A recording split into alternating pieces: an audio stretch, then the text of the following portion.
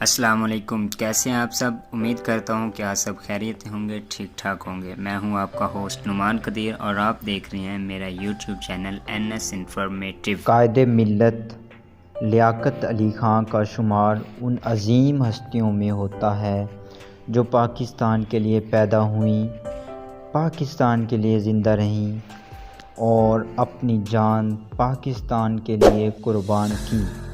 آپ تعمیر پاکستان کے حوالے سے ملک کے صف اول کے اکابرین میں سے تھے۔ آپ قائد اعظم رحمۃ اللہ علیہ کے دست راست اور آل انڈیا مسلم لیگ کے سیکرٹری بھی تھے۔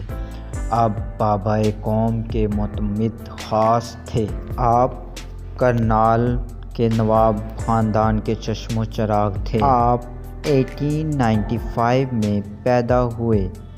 آپ کا سلسلہ نسب ایران کے مشہور فرورواں نوشیروان سے ملتا ہے۔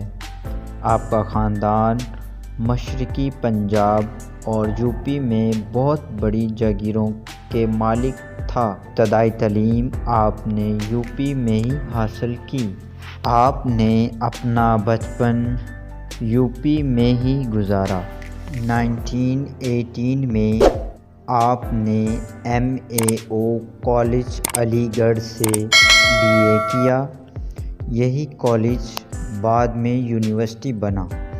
آپ کے بزرگوں کا خیال تھا کہ آپ انڈین سول سروس میں شامل ہو جائیں، مگر لیاقت علی خان کو یہ بات پسند نہ آئی، چنانچہ آپ نے بزرگوں کو قائل کر کے اعلیٰ تعلیم کے لیے انگلستان چلے گئے۔ آپ انگلینڈ جا کر آپ نے آکسفورڈ یونیورسٹی میں داخل ہو گئے۔ 1921 میں آپ نے لاء کی ڈگری حاصل کی۔ آپ 1923 تک انگلینڈ میں مقیم رہے اور اسی قیام کے دوران ہی آپ نے سیاست میں حصہ لینا شروع کیا۔ انگلینڈ سے واپسی کے بعد آپ نے یوپی میں رہائش اختیار کی اور تعلیمی، معاشرتی اور اصلاحی کاموں میں دلچسپی لینے لگے۔ 1926 میں آپ نے یوپی اسمبلی کے انتخابات میں حصہ لیا اور اسمبلی کے رکن منتخب ہوئے۔ 6 سال تک آپ نائب صدر کی حیثیت سے فرائض سر انجام دیے۔ ان دنوں آپ یوپی میں ڈیموکریٹک پارٹی کے رہنما تھے۔ وہ اگرچہ نواب زادے ہیں لیکن عام انسانوں کی طرح کام کرتے رہے ہیں۔ 1946 میں عارضی حکومت میں شامل ہوئے تو لیاقت علی خان کا عارضی حکومت میں وزارت خزانہ کا قلمدان سپرد کر دیا گیا۔ آپ پہلے ہندوستانی تھے جنہوں نے انگریزوں کے دور حکومت میں ہندوستان کا بجٹ پاس کیا۔ تقسیم ہند کے بعد آپ پاکستان کے پہلے وزیر اعظم مقرر ہوئے۔ اپنی وزارت عظمیٰ کے دوران آپ نے اعلیٰ قابلیت، سنجیدگی، محنت، تعلیمی صلاحیتوں کا ثبوت دیا۔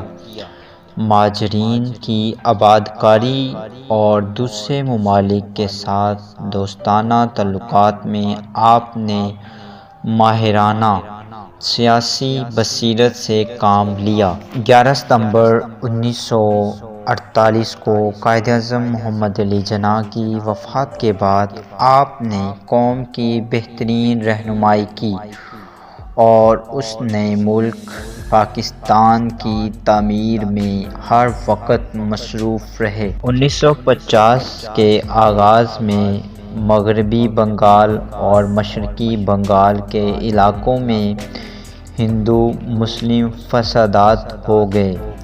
ان فسادات میں مسلمانوں کو بہت نقصان پہنچا۔ لیاقت علی خان ہندوستان کے وزیر اعظم پنڈت نہرو کی دعوت پر نئی دلی تشریف لے گئے اور 8 اپریل 1950 کو دونوں ممالک میں ایک معاہدہ ہوا جو لیاقت نہرو پیکٹ کے نام سے مشہور ہوا۔ 16 اکتوبر 1951 کو راولپنڈی میں ایک جلسہ عام سے آپ نے خطاب کرنا تھا۔